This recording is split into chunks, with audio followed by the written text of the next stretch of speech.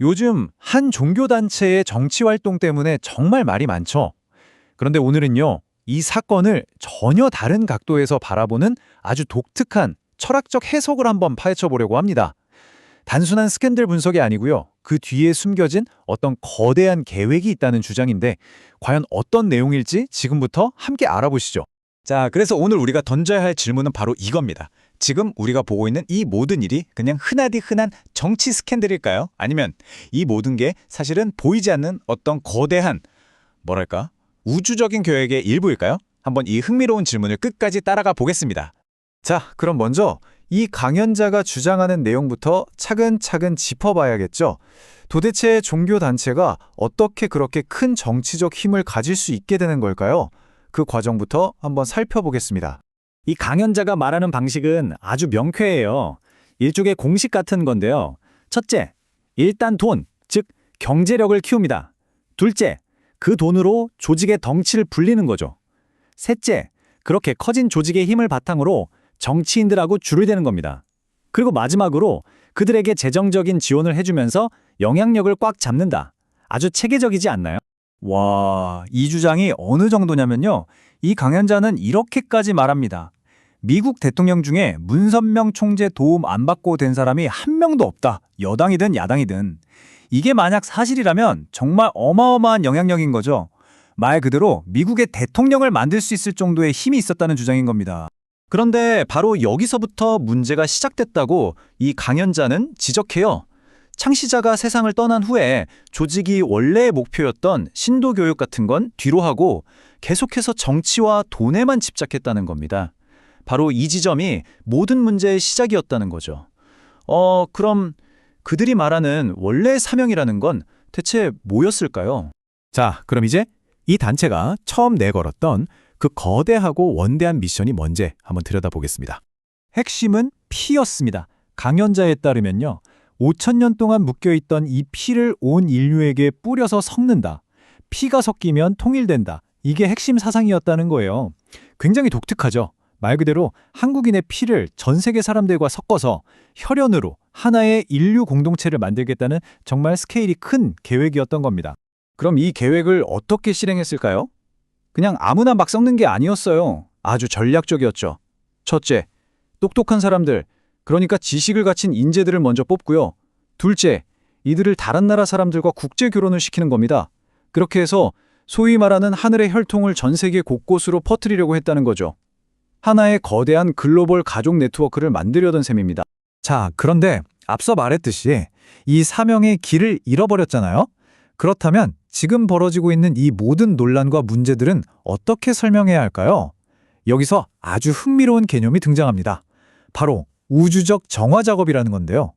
이 강연자가 말하는 개념은 바로 천지공사입니다. 이게 뭐냐면 말 그대로 하늘과 땅을 새로 뜯어 고치는 공사, 일종의 대청소 같은 거예요. 세상에 숨겨져 있던 모든 잘못된 것들이 수면 위로 다 드러나서 한번 싹 쓸려 나가고 새로운 시대를 맞이하기 위한 공간을 만드는 과정이라는 거죠. 근데 중요한 건 이게 특정 종교단체에만 해당되는 게 아니라는 겁니다. 기업, 정치, 다른 종교, 사회 전체가 이 대청소의 대상이라는 거예요. 그럼 이 대청소의 기준은 뭘까요? 아주 간단합니다. 선한 일, 좋은 일들은 그대로 남아서 계속 가게 놔두고 잘못된 것, 부정한 것들은 뿌리채 뽑아서 망하게 만든다는 겁니다. 굉장히 명확하죠? 좋은 건 살고 나쁜 건 드러나서 사라진다. 이게 바로 천지공사의 논리라는 겁니다. 자, 지금까지는 뭐 그럴 수 있겠다 싶으셨을 텐데 바로 여기서부터 이 강연자의 주장이 정말 파격적으로 변합니다. 지금 이 세상의 문제적 인물들을 바라보는 시각을 180도 뒤집어 버리거든요. 바로 건달이론입니다. 우리가 보통 건달이라고 하면 뭘 떠올리죠? 그냥 하는 일 없이 어슬렁거리는 불량배, 깡패 이런 이미지잖아요. 그런데 이 강연자는 완전히 다르게 해석합니다.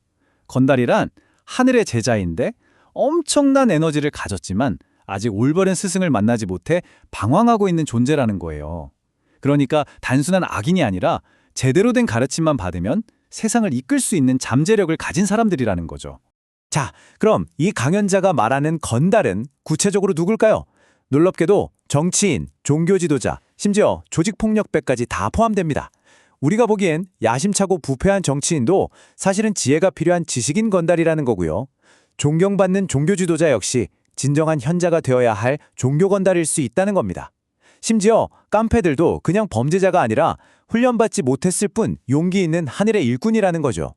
결국 이들 모두가 본질은 같고 진정한 리더를 기다리고 있는 상태라는 주장입니다. 자, 상황을 정리해볼까요? 세상은 지금 천지공사라는 대청소 중이고 세상을 이끌어야 할 리더들은 길 잃은 건달 상태입니다. 그럼 도대체 이 문제를 어떻게 해결해야 할까요? 이 철학이 내놓는 최종 해결책은 뭘까요?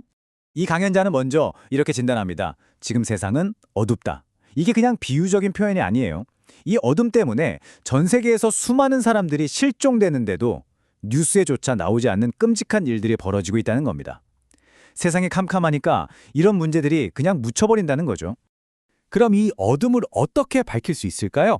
해결책은 의외로 간단합니다. 바로 우리 각자가 별이 되는 겁니다.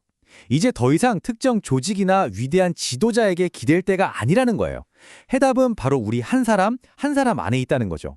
여기서 말하는 별이 된다는 건 뭘까요? 우리 각자의 내면에 있는 에너지가 꽉 차올라서 마침내 빛으로 펑 하고 터져나오는 상태를 말합니다. 스스로 빛을 내지 못하는 어두운 행성 같은 존재에서 주변을 환하게 비추는 태양 같은 존재로 변하는 거죠.